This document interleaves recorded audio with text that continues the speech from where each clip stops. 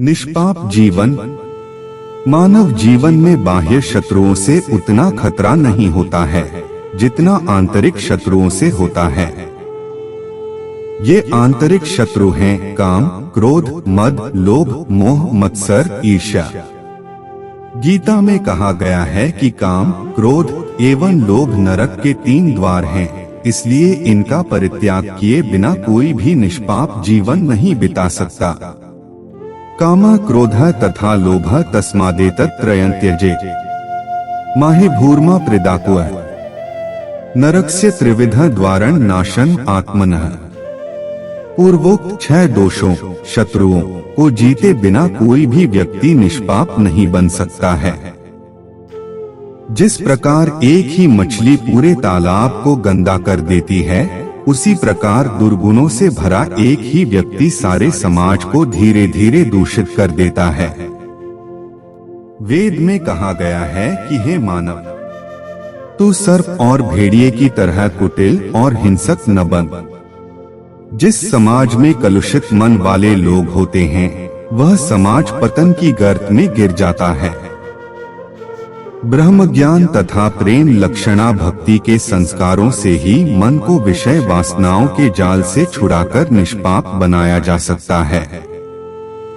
श्रीमुखवाणी का कथन है, वचने कामस धोई काढ़िए, राखिए नहीं रज मात्र।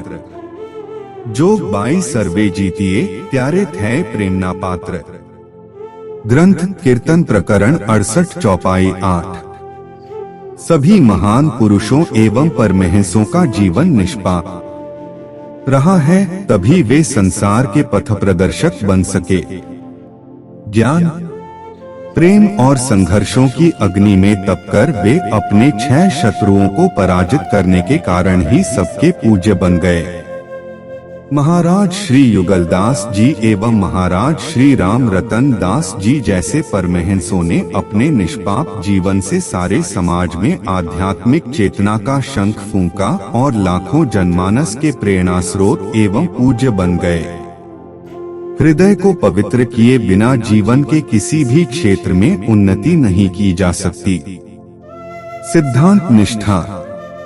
सच्चिदानंद परब्रह्म के सिवाय अन्य कोई भी व्यक्ति पूर्णता का दावा नहीं कर सकता, भले ही वह इस सृष्टि की महानतम विभूति क्यों न हो। कोई भी व्यक्ति किसी भी क्षेत्र में कितना ही महान क्यों न हो, कहीं न कहीं न्यूनता रह ही जाती है। सांख्य शास्त्र में कहा गया है कि जिस प्रकार भौरा अनेक फूलों से पराग चूसता है, उसी प्रकार विवेकवान व्यक्ति को अनेक धर्म ग्रंथों तथा महापुरुषों से ज्ञान ग्रहण करना चाहिए तथा उनकी सत्य राह पर चलने का पूर्ण प्रयास करना चाहिए। जिस प्रकार जब हम किसी गुलाब के फूल खड़े होते हैं, तो हमारा संबंध केवल गुलाब के फूलों के सौंदर्य तथा उनकी सुगंधी से होता है, न कि उसके कांटों से, उसी प्रकार हमें महापुरुषों के जीवन की अच्छाइयों को ही ग्रहण करना चाहिए, त्रुटियों को नहीं।